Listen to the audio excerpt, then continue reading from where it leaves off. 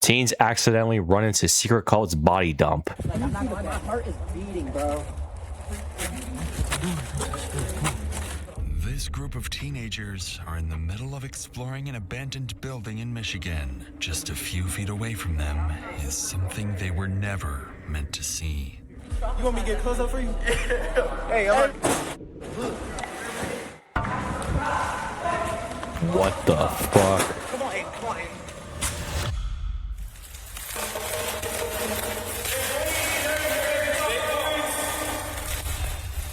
When police arrive to investigate, they discover this killing might be part of something far darker, with ritualistic clues pointing to a murder orchestrated by a cult. And as detectives begin closing in on its members and turning them on each other, they discover that this may not have been the cult's first victim.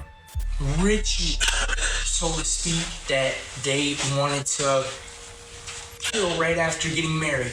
It's like a gang or something? No, it wasn't a What kind gang. of cult would this be? Steve called it a family. I know you didn't say the number I heard, right? 16? I killed 16 people. You've killed 16 people is what I said.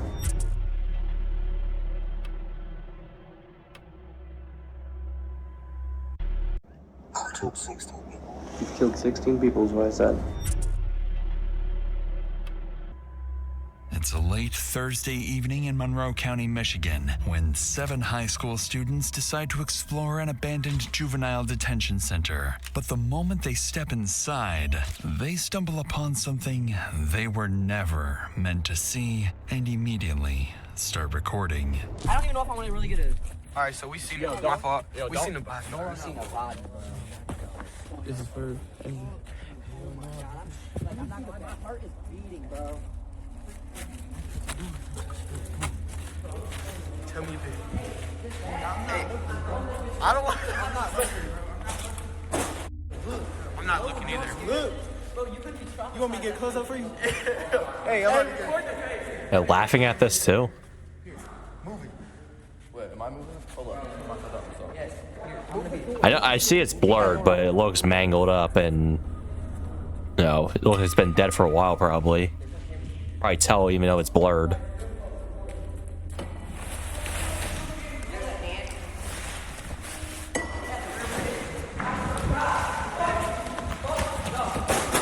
Oh, what?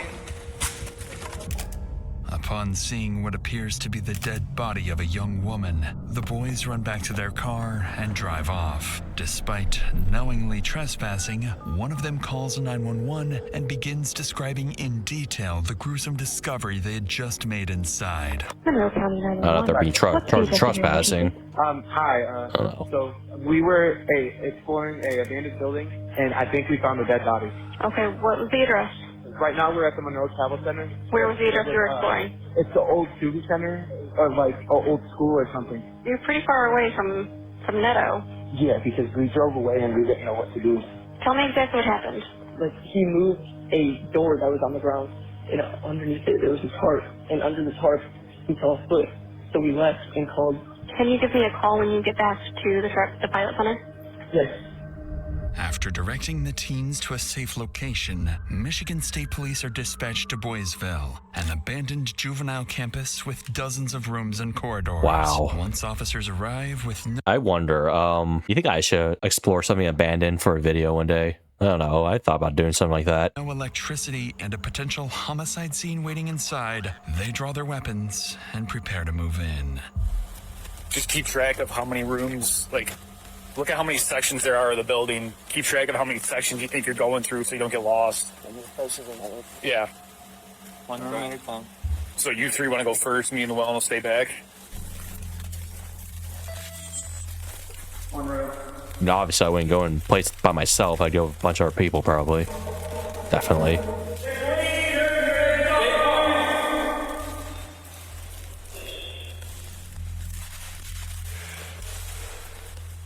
Head go on the left.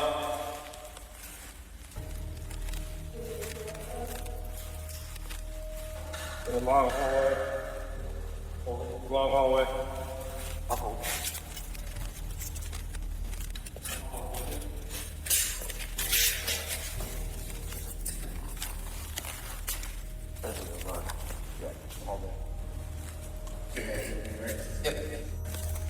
floor, underneath the tarp, lies the deceased body the teens found earlier. But before officers can properly examine it, they have to clear the rest of the building and make sure they're the only ones inside.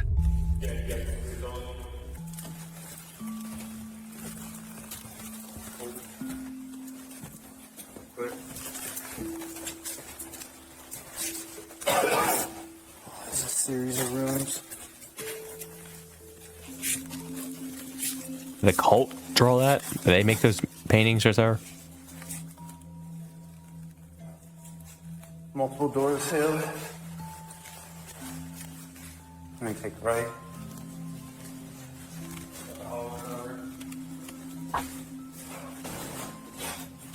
Walking through.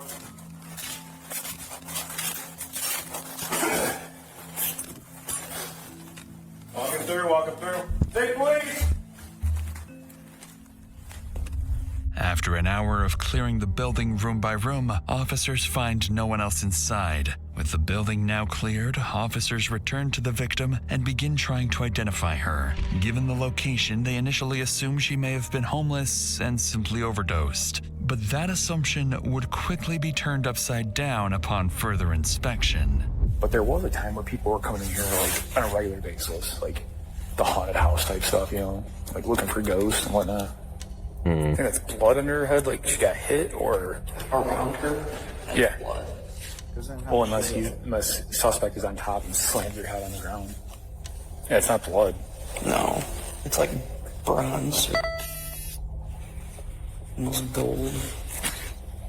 It's all over. It's on her face, her arms, On her neck. her shirt. Look at how her legs are positioned. Shirt's pulled up. I'll get my fingerprint scanner out here in a little bit. Yeah, I wasn't gonna. Yeah, probably what, mid-20s, 30s maybe. I mean, she might not even be local. It might be somebody a truck driver picked up.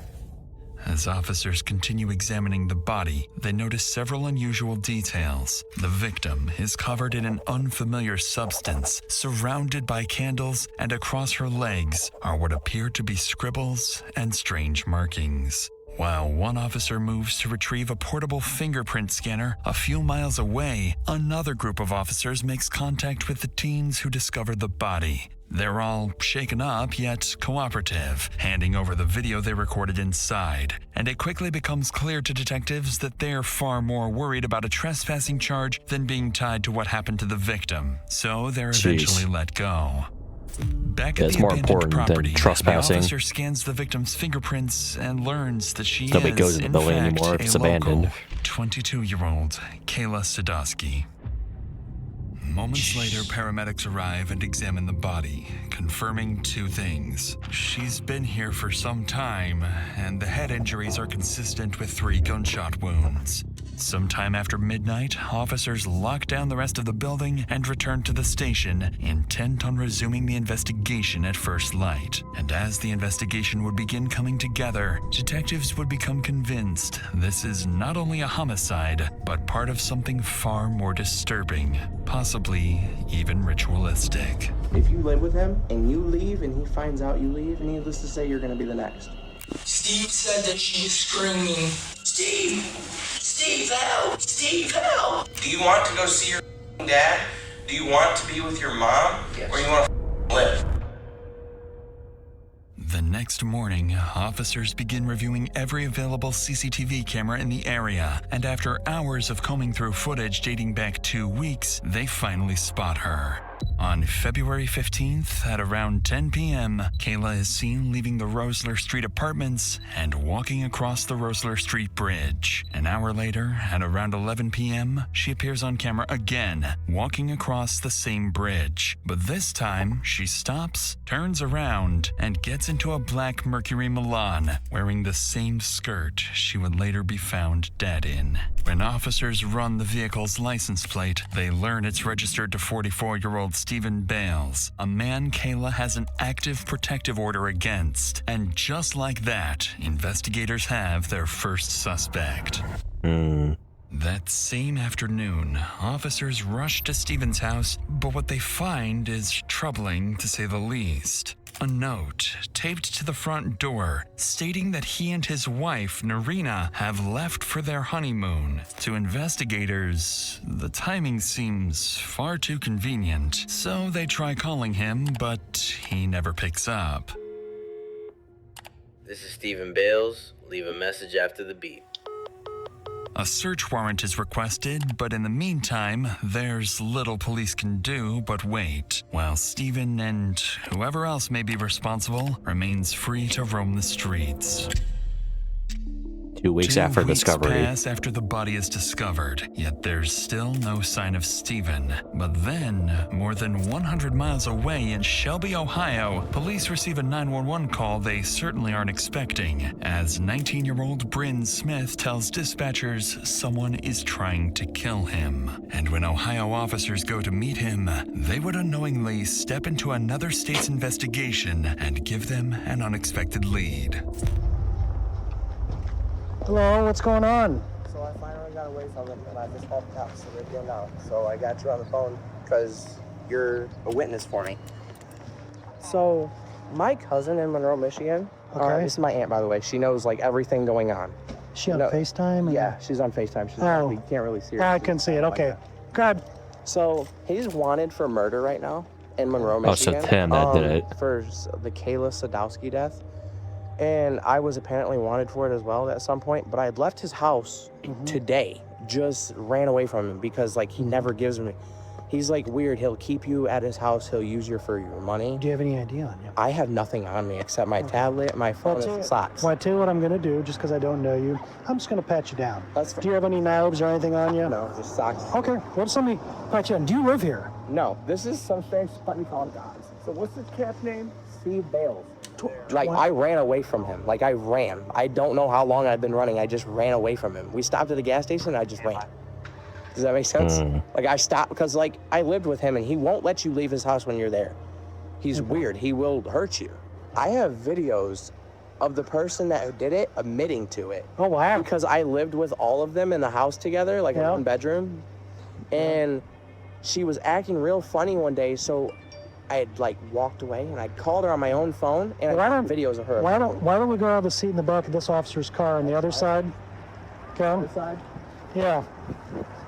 As if the investigation wasn't complicated enough, Bryn is accusing someone other than Stephen of being the killer, and even refers to a group of people he and Stephen had been living with. The problem is, these officers are from another state and know nothing about Kayla's murder, so they decide to take him to the station to get some clarity on the situation.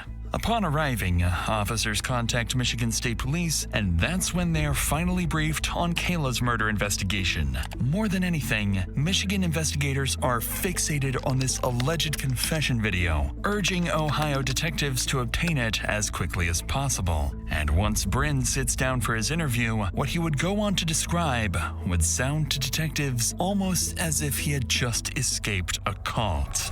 Now you don't gotta worry about me being killed. So, what was, and this gentleman that apparently killed this girl, what's his name? Steve. Well, I know who killed her. I have a video of her admitting to it. Because we all lived in the same apartment together. There was a one-bedroom apartment that he owned, him and his wife. He had like 8 people living there. I was one of them. And in order to live there, he took your food stamp card. He would take whatever cards you had, and basically your money and everything was his. This is how cults work. I did not agree to that. So he knew not to take from me. I just stayed there. I slept on the couch. I woke my head and I laid my head. So we're going down, and he gets married through all this. Now, our ex becomes missing. So I was wondering, because You say our ex. yeah, we both had dated the same woman. Okay. So she becomes missing, and everybody in the house starts acting weird. So I'm gonna try to pull up this video of Caitlin, the one who supposedly killed Gail, admitting that she did it. Did you ever think about going to the Michigan authorities with this? I couldn't. Why? If you live with him, and you leave, and he finds out you leave, and he finds you, basically, needless to say, you're gonna be the next. So if you live with him, you're not allowed to leave. He's basically a person who's gonna get you in his house, and he's gonna trap you in that. Basically, that's how like previous cults have started. Like they've been in the house and no one's allowed to leave. This is like what happened with Heaven's Gate back in the 90s, I believe, over in California. Same with the Branch Davidians in Waco, Texas, as well. Keep you just for your money. To Detective's surprise, Bryn seems unusually open and talkative for someone who believes he's being hunted. After all, there's no telling whether Steven will come after him the moment this interview is over. At this point, investigators need to see this video Bryn can't stop talking about, but what they're about to see would be far more than Bryn promised. So who do you think killed this girl? I know who killed her. I got the video right here to show you. Okay, well, let's see it, my man. You can obviously tell I was shocked as hell. How many? I know you didn't say the number I heard, right? 16? You've killed 16 people is what I said. And you see, I haven't never been to jail for it. And you see I've never been to jail for it. And now I have one more video of her admitting that I was the killer of Kayla, basically. Why did you Threatened my son. She threatened my son. So that conversation that I watched, she said that she did it because she threatened her son. Yeah. Do you know some more information about that? So possibly her did it? Like She did it? Like is her... Apparently she threatened her son at church. That's the most I know of that. And how'd she kill her? She said that she shot her twice. Okay. On the video. Wow. She even said that she threw the gun in the river. What river? If I know. Mm-hmm. The woman in the video is 33-year-old Kaylin Ramsey, seemingly implying that she was responsible not only for Kayla's death, but for 15 other murders as well. It's a chilling claim that investigators would have no choice but to look into, especially coming from someone they would later connect to a deadly cult. After several more hours of questioning, Bryn is eventually released and told to notify investigators of any contact from Steven or Kaylin, unaware that the man they've just let go may not be as innocent as he claims. Later that evening, investigators call Kaylin and are surprised to learn that she's also in Ohio, so they ask her to come to the station the following day to assist with the investigation, withholding the real reason they want to speak with her. And, interestingly, she agrees, almost as if she already has a plan to outsmart the detectives. Yeah, right. The next morning, Kaylin arrives at the Huron County Sheriff's Office in Ohio, and alongside her is her lawyer. But as she's escorted to the interrogation room, there's a surprise waiting for her. Detectives from the Michigan State Police, including lead investigator Detective Peterson, have traveled to Ohio for this very interview. And as Kaylin's interview begins, her story would quickly start to unravel until she eventually slips up and says something she was never supposed to know. Where she's about to reveal something only someone connected to the murder should have known. We're going to be asking you a lot of questions. A lot of these questions we already know the answer to. So, you know I don't play games, you know that? We went and got him to make sure you had him here. Right? That's important, that I want to make sure you feel comfortable. Rate She's your life possibly on the one that did all this? And 1 is the worst life ever, 10 is the best life ever. Right now, it's a 1. It's a 1? But after, hopefully today, it'll be a 10. Okay. So, what's going wrong right now? Me living my life in fear. And why are you living in fear? Because of this guy, Steven Bales. Okay, why are you so afraid of Steven Bales? He's threatened my life. Okay, how did he threaten you? He's threatened to kill me. Okay. Do you know Kayla Sadowski? I knew of her. She was one of my friends at one point until I moved out here 3 years ago and we lost contact. Tell me about her. Tell me about Kayla. She was such a sweetheart. Oh my God. She even loved my youngest son. She was a sweetheart. She was just like me, outgoing, laid back, calm, give her shirt off her back to whoever needed it more than her. Okay. Her and I were a lot alike. Was she easy to get along with them? Oh yeah, she was very easy to get along with. Such a sweetheart. Okay, did you have any conflicts with her ever? No, I've never had a conflict with her at all whatsoever. Was there a time where, recently where she accused you of hitting her with her belt? No, not that I'm aware of. Okay. It's something I would never do. I don't have a mean bone in my body. Okay.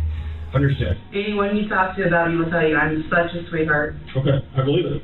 Last contact I had with her was just shortly before whatever happened to her, and it kills me.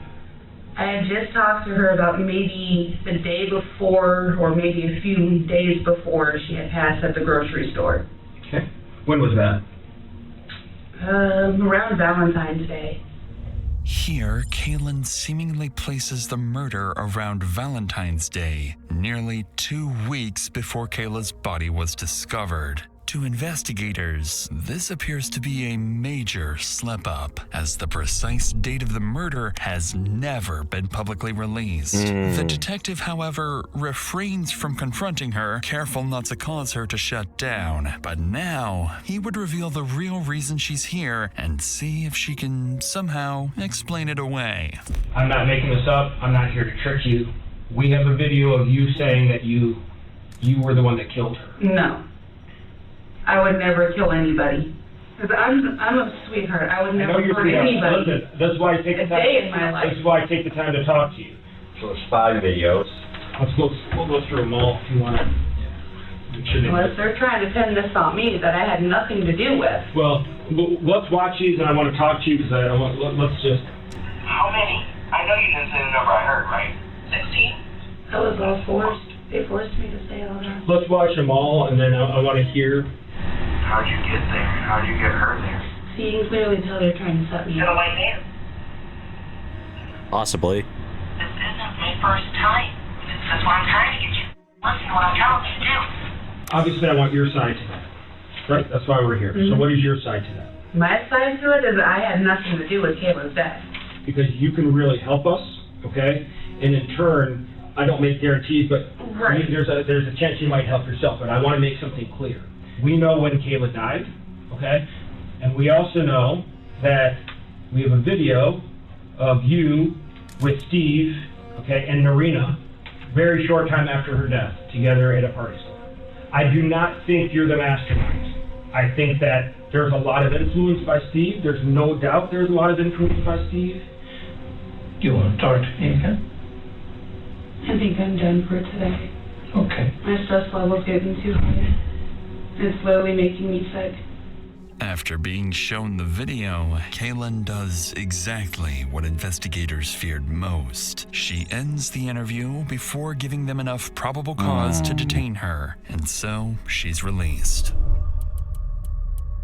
The following day, detectives finally get their first lucky break. The search warrant for Stephen's apartment is approved. Wasting no time, Michigan officers rush back to his residence, hoping to find answers to Kayla's murder and perhaps a clue as to where Stephen may have fled. Upon entering the cramped one-bedroom apartment, deputies are stunned to find evidence that at least 7 people had been living here, and things would only get stranger from here. Being in charge, everyone loves it here. Officers notice a recurring theme, the Grim Reaper. Stephen had adopted the name Grim, labeling many of his belongings with it. Inside a journal, deputies discover that he referred to his wife, Narina, as Lady Death. The group even had its own name, the Reapers. At this point, investigators begin to suspect That's what the they're group not was called, dealing with a group of Reapers. friends or even a gang, but a full-blown cult.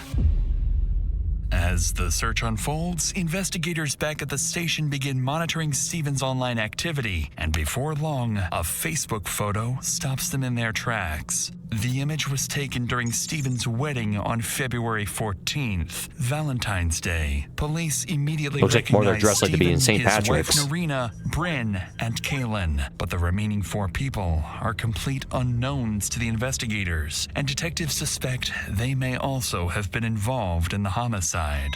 Stephen's mother is quickly rolled out, along with a family friend who appears to have little connection to the group. But the same can't be said for the remaining 2, Alex Fico and Sierra Bemis. 2 people Stephen has taken under his wing. That same afternoon, Detective Peterson calls them both and asks them to come to the station. And as Detective Peterson prepares to interview them, he needs to answer 2 critical questions. What is their connection to Stephen, and where does their loyalty to him end?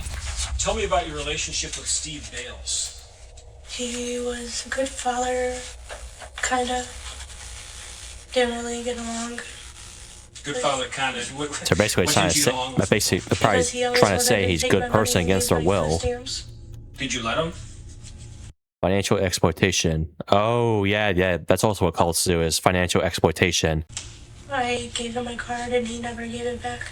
I want you to tell me everything you can, everything you know about the death of Kayla Stotsky. Everything I know. Alright, so Steve Bales, I met him at Buscemi's Pizzeria, Monroe Street. I was real strung out one day and drunk at the same time, and guy took me by the hands, looked me dead in my eye, and told me that Love bombing, common cult recruitment tactic to encourage a commitment. Steve yeah. So very firm So they also handshake, force people to and get together it felt too. brotherly. It felt like he was expressing love towards me.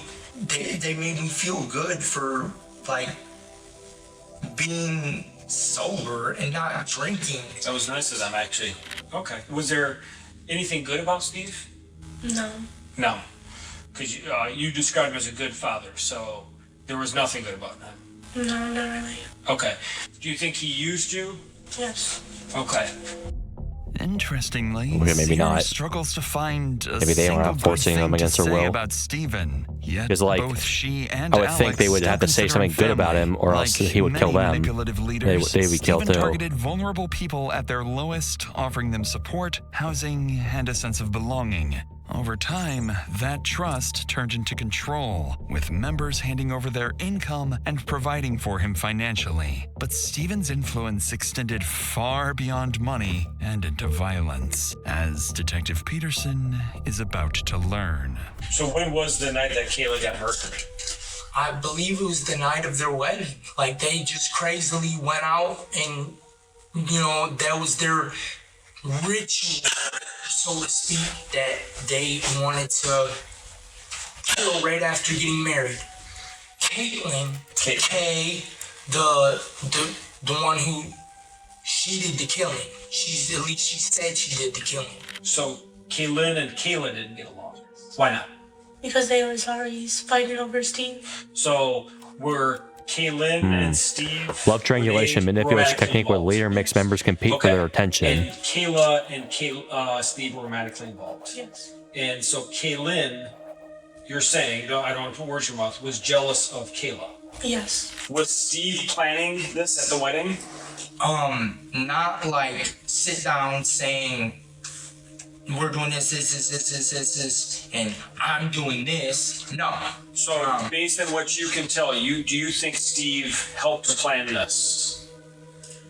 Yeah, I think Steve planned it all. He said that she's gotta go. As the interviews continue, So he's the Detective mastermind, Peterson and learns that one girl was a Stephen killer. was involved with 3 women at once: his wife Narina, Kaylin, and Kayla. With tensions between Kaylin and Kayla escalating for months, detectives suspect Stephen was deliberately fueling his rivalry for his own benefit. But Detective Peterson would soon learn that Stephen wasn't the only man in the house exploiting the women. As Another one? Alex's and Sierra's interviews are unfolding, detectives decide to give Bryn a call and ask him to come to the station. After being the first to expose Kaylin and appearing in Stephen's wedding photos, Peterson is convinced he must know more about the murder than he initially admitted. And as he sits down for his interview, investigators are about to discover that Bryn played a role as well, one he conveniently failed to mention the first time around. Because I know you guys have camera footage of me driving. Yeah. I know you guys got the footage from where I picked her up. I'm not stupid. Exactly. And where did you pick her up at? At the corner store. Did you just pick up her? You alone, or you with anybody else? Oh, no. There was someone else in the car. Who was with you? Steve. So, what was the conversation that led to you picking her up? Hey, where are you? What are you doing? Nothing. Off work. What are you doing? Nothing. You want to hang out for a few? Well, there was Steve's chance because he knew I was talking to her. Yeah, you better do that. Okay. So does she think, and I'm not sure, does she think that you guys are dating again at this point on February 16th? I'm guessing, because she called me babe at one point. Okay, so what makes you think that she's now, I didn't like that. what makes you think she's now, she believes that you two are together as a couple? Because she called me babe for like 3 times. I didn't say anything, but the 4th time I said something. So about before it, you picked her up but I on wasn't. February 15th or 16th in the black car with Steve hiding in the back seat, if I got anything wrong, correct me. I'd just like to kick it back out so we're on the same page. When was the last communication you had before that? Was there any communication that made her think that you guys were together as a couple? Any like pillow talk type of stuff? The most I can think that she think we were together is when I said, I love you, you're a really good friend of mine. And I said that on Valentine's Day because she called me and said, I got chocolate for you. Although Bryn insists he was simply following Steven's orders, what he doesn't realize is that detectives have already recovered his text messages with Kayla, telling a very different story. For weeks, Bryn had been romantically speaking with Kayla online. In fact, just days before her death, she had saved his number in her phone as boyfriend. And now detectives would begin looking at Bryn, Sierra, and Alex side by side, comparing their stories and exposing contradictions. With pressure mounting and the possibility of prison looming over them, the Reapers are moments away from turning on one another, shattering the loyalty Steven spent years building. Wow. Okay, you were there when she was shot. But I didn't pull the trigger, nor did I go in the building. It all just comes down destroying each other. See, I don't really know too much about cults. I don't really know how they really work or operate. Maybe when I start learning more about them and stuff, like I like know about ones that happened in the past, like back in the 1980s and 90s. Thank you. Exactly. So I was a driver threatened by my life. Do you want to go see your dad? Do you want to be with your mom? Yes. Or you want to live? Save the lie. Exactly Save what the I was lie, because told. that's the lie is more important. She said the 3rd shot, she put it to her head. Steve said that she was screaming, Steve, help! Steve, help! And then Bryn specifically said, drop that. Oh, this gun, I had possession of it at one point in time. That's how my DNA would be on it. They said somebody's threatening them. That's how they manipulated me. They said somebody was threatening them that, they needed protection. Can we get that gun back? And then they came out and we all left and went home. Okay, what was said in the car when they all came out? That she's finally dead. Who said that? Steve and Kaylin. Steve and Kaylin? They told me how they killed her. Okay, what did they tell you? They said they were talking to her and Kaylin just shot her in the back of her head. Kaylin shot her in the back of the head? Yes. Okay. And who was talking to her? Steve. Okay. As you see, You have the same green pocket knife? Yeah, as you see, it was. Why do you in guys a all cup. have green pocket knives that are the Well, same? we also had green bandanas. What? It's like a gang or something? No, it wasn't a gang. Steve called it a family. Although multiple members of the Reapers identify Kaylin as the shooter, they consistently point detectives back to the same person as the mastermind, Steven. The picture detectives begin to piece together is this. Bryn tricked Kayla and lured her to Boysville. Alex supplied the gun, Kaylin pulled the trigger, and Steven watched it all unfold without ever getting his hands dirty. So they all work together. With this, Alex, basically. Bryn, and Sierra's interviews come to an end as all 3 are placed under arrest while a nationwide BOLO is issued for Steven and Narina. And while the couple believes they've managed to disappear for good, even the most brilliant masterminds eventually make a mistake, and they are no exception. 12 weeks later. Over the next several weeks, authorities chase lead after lead until they finally pick up Steven's trail. Bank surveillance cameras capture Steven and Irina on CCTV, and before long, investigators track the couple more than 700 miles from Michigan to a relative's home in New Hanover County, North Carolina. A SWAT team is called in, and the house is quickly surrounded. But despite repeated commands to come outside, Steven refuses to surrender, barricading himself inside and preparing for his final stand. Hours pass with little progress, forcing officers to deploy tear gas that finally drives the couple out of the house. More than 6 weeks after the murder, Steven and Narina are taken into custody and transported into the New Hanover County Sheriff's Office. At this point, detectives know a lot, but not everything. They still need to determine whether Stephen orchestrated Kayla's murder or if the Reapers acted on their own. And with investigators believing they're dealing with a dangerous cult, they can't rule out the possibility that there are other victims still waiting to be found. Perhaps even the 15 other murders Kaylin claimed to have committed. Once at the station, Stephen and Irina are separated and placed into different interview rooms, and Detective Peterson decides to begin with Irina. If he can get Stephen's own wife to start talking, it will become much harder for Stephen to maintain whatever story he's prepared. Do you know Kayla Sadowski? I do. Okay, tell me about her. She's a good friend. Did you have any conflicts with her? No. Were you jealous of her at all? No. Was she romantically involved with Steve before you? So you didn't have any jealousy or anything like that about her? So, they went to pick her up. You stayed at the apartment, but you knew at that point that they were going to pick up Kayla to kill her. Yeah, I knew that. Okay. At that point, and just out of curiosity, any reason you didn't call the police? I did not call the police. Any reason you didn't? No. Okay. They came back. They told me that they were going to go back the next day to go put suntan lotion on her, body lotion on her, perfume, whatever they could find. They had not had the smell on her.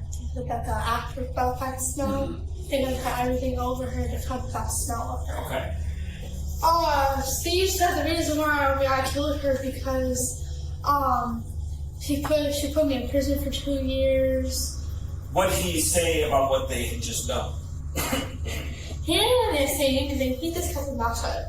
So he didn't say much. I wonder why. But was he the organizing this whole thing? Was he the one that kind of controlling it and telling people to do this? Yeah. Against detectives' expectations, even Stephen's own wife is telling them that he's the one behind it. With that, Irina's interview is wrapped up, and there's only one more person Detective Peterson needs to speak with. As Stephen sits in the interrogation room, he has no idea that the people he spent years controlling, including his own wife, have already turned against him. But going into this interview, Detective Peterson faces a challenge. Upon hearing of Stephen's arrest, his mother has already requested an attorney who is now on the way to the station. And so the clock is ticking. Detectives need to extract the truth from Stephen before the lawyer arrives and shuts the interview down. I'll answer some questions, whatever you guys got, the best as I know, but my mom says she's going to try to do everything she can to get me a lawyer and everything. So, is that, you want to answer questions? But I can stop anytime. You can stop anytime you want. Okay, go ahead. You know Kayla Sadowski? That's my ex-girlfriend. Me and her have had passed for years. And tell me about her.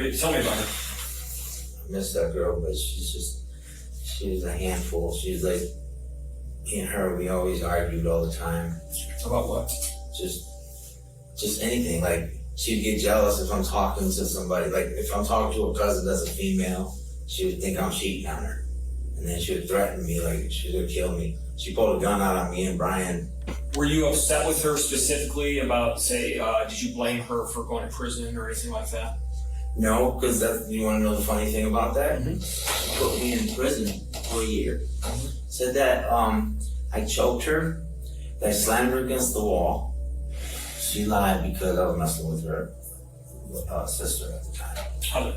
So you were not involved in the planning and execution of Kayla's death? No, I was not. Was Bryn involved? He was with me at the time, and the only time he wasn't with me, no, Brian came down because he drove with us. And when you say he was with me at the time, at what time? When we were going on our honeymoons and when we went to South Carolina. Okay, so what does that have to do with when she was killed? I'm not sure. I don't know. Well, you brought it up, so I'm just curious. You said that he was with me at the time. What do you mean? Oh, like when I was going down to South Carolina and Florida. Right, what does that have to do with Kayla's death? Oh, I don't know anything about that. In an attempt to deflect blame from Bryn, Stephen just revealed he was with him at the time of Kayla's murder. But there's a problem. Kayla's time of death was never made public. And just like Kaylin, Stephen has unknowingly implicated himself. In Stephen's mind, Kaylin is the one who pulled the trigger, which makes him innocent. But detectives see it very differently. They view Stephen the way prosecutors often view notorious cult leaders like Charles Manson. Yep. The person who pulls the trigger isn't always the most responsible. Under the law, It's the person who's behind it all. who plans a killing can be just as, if not more culpable than the one who carries it out. Seeing that Stephen refuses to tell the truth, Detective Peterson decides to push harder and reveal damning evidence Stephen can't talk his way out of. But this strategy is about to backfire. All right, so have you ever been to the old Boysville facility? One time. When was that? That was many, many, many years ago when it was open. Remember when we started talking, right? Yeah. I told you, I know everything about you, Steve. I know everything about, I know more about your wife and your Bryn and yourself probably than you do. So, and I'm going to ask you straight up, is there any reason, or I should say, would it surprise you to know that we have a Facebook conversation between you and Bryn at Boysville that night? No, you don't. I can guarantee we do. Well, this is where I need my lawyer then. Okay. Sounds good, because I know that's not a lie. Oh, it's I a got guarantee. proof. You'll see it. It's not a lie. The only thing that's been a lie is what you've been telling me since we sat down. Understand, we've talked to... So everything I just said was a lie? Yes. Okay. I need a lawyer then. Okay. That's fine. Because I just told you everything by play of what happened. Okay. Just know this. The fellowship you have is broken up. Everyone's talking, including your wife. We smoke in an arena. We know everything. And I mean everything. So, it's up to you if you want to talk. You said you want to talk to your lawyer. I'll let you have your lawyer. But this will not help you. Okay? Any questions for me? No, sir. Okay. The moment detectives confront Stephen with evidence placing him at the crime scene, he's caught off guard and completely shuts down. And now, even without Stephen's confession, investigators are able to piece together what happened to Kayla that night. Stephen orchestrated the attack, recruited the others to carry it out, and later returned to conceal her body before fleeing the state. Kaylin was the attacker. She participated in the assault and ultimately fired the shot that killed Kayla. Bryn was the lure. Posing as her boyfriend for weeks, So they all worked together. Kayla's trust and convinced her to meet him, ultimately driving her directly to her death. Bring her with you too, but don't let her know that you are. I'm sleeping in a tent underneath the bridge, by myself. Send me location. I got Kayla. She's in my hands now. She fell right in my trap. LOL. Dude, I can't find the gym. I hear you. You're getting closer. Clear. Sierra acted as part of the ambush team waiting for Kayla, serving as lookout as the murder unfolded. Narina never went to Boysville that night. Instead, she stayed at the apartment monitoring a police scanner, ready to warn the group if law enforcement was approaching. And Alex supplied the firearm, later retrieving it and helping conceal the evidence afterwards. In the end, none of the Reapers would escape accountability. Alex pleads guilty to tampering with evidence and accessory charges, receiving a sentence of 5 to 10 years in prison. Narina receives 13.5 to 30 years, while Sierra is sentenced to 18.5 to 30 years after both pled no contest to second-degree murder. Bryn and Kaylin each plead no contest to second-degree murder and are sentenced to 40 to 60 years in prison.